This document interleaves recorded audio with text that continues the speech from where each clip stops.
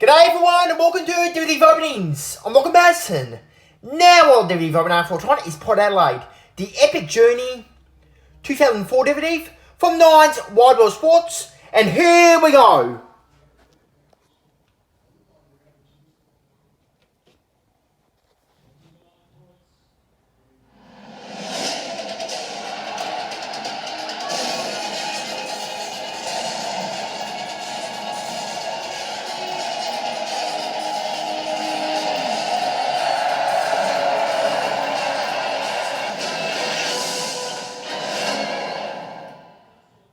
Port Adelaide's climb to the 2004 AFL Premiership really has been an epic journey.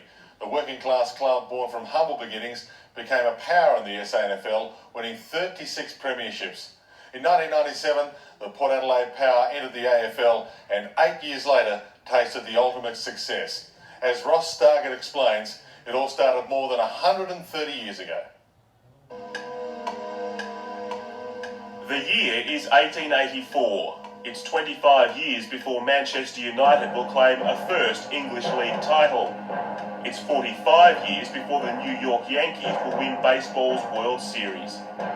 It's 1884 and the Port Adelaide Football Club has just won its first premiership. What started life as a sporting social club for the young men of a working class district had begun an obsession with success.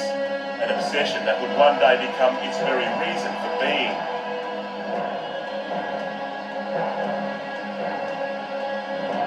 By the turn of the century, winning premierships in the South Australian Football Association had become a way of life at the Port Adelaide Football Club. It became almost simple. It became black and white. So did the club. In 1914, while a fractured world around them descended into war, the Magpies, as they had now become known, were playing Australian rules football like it had never been played before. An undefeated season would see Port Adelaide crowned champions of Australia. Few could have imagined that 90 years later, in a similarly troubled world, it would happen again. While the South Australian Football Association had now become the SANFL, some things didn't change. Port Adelaide kept winning, and the champions kept coming. By 1930, that sporting social club for the young men of a working class district had become more famous and more recognisable than the very waterway that inspired its identity, and a legend was emerging.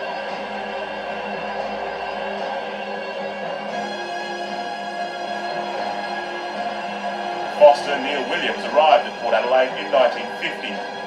Even in death, his influence is still as telling today as it was when he guided the Magpies to another 9 premierships as a coach, including a record 6 in a row. Later, he would become a patriarch, the first family of Port Adelaide.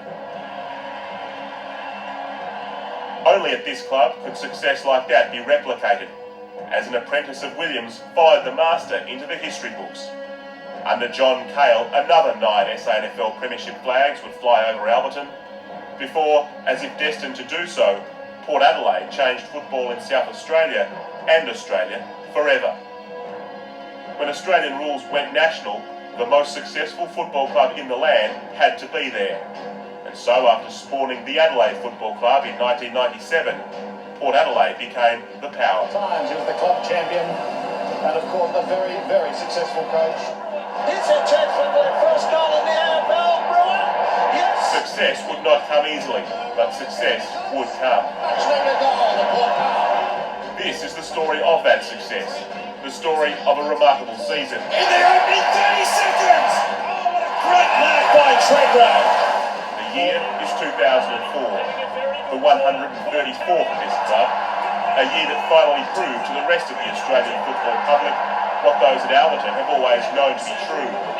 The Port Adelaide Football Club exists to win premierships. Look at that! There it is! It's all over! Port Adelaide! They had the power to win!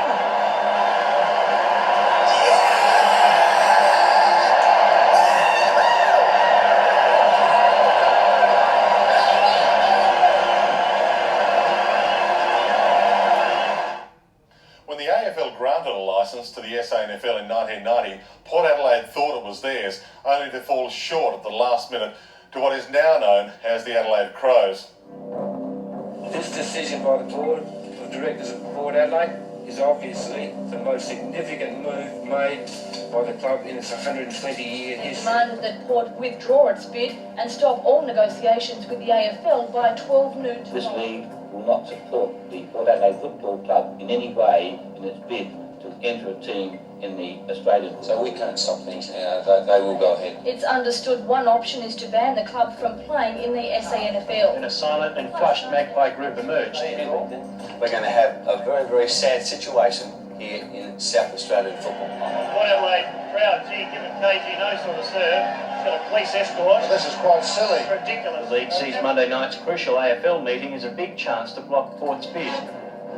If the clubs, for one reason or another, see fit to knock it back, then you lose some, you win some. They met at President Max Bashir's office this morning.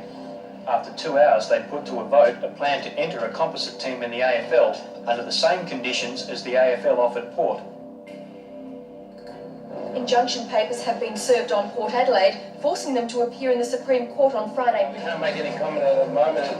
The matters are before the court. Mr Bashir says he hopes all aspects of the plan will be resolved this evening and a comprehensive package will be put to the AFL Wednesday. The SANFL is hoping its offer will be enough to swing AFL clubs away from Port Adelaide and toward a composite Adelaide side. They only need to convince one more club to vote no, and Port's plan is vetoed. The AFL's deferral last night was seen on both sides of the border as a setback for Port Adelaide. The AFL Commission conduct further negotiations with all relevant parties in relation to the admission of a team from South Australia in the AFL. It was revealed today that 4 years ago the SANFL registered a company called the Adelaide Football Club. Outside the court, the AFL's lawyer Jeff Brown kept in constant touch with his bosses. We'll just wait and see what happens with the court case later today. Hence, of agreement between Port and the AFL expires in 6 hours, allowing the AFL and the SANFL to discuss a composite In side. the announcement, the league will ask to move into the national competition next season. And it's my view that they will accept the situation. And that's the end of tonight's TV Robinings.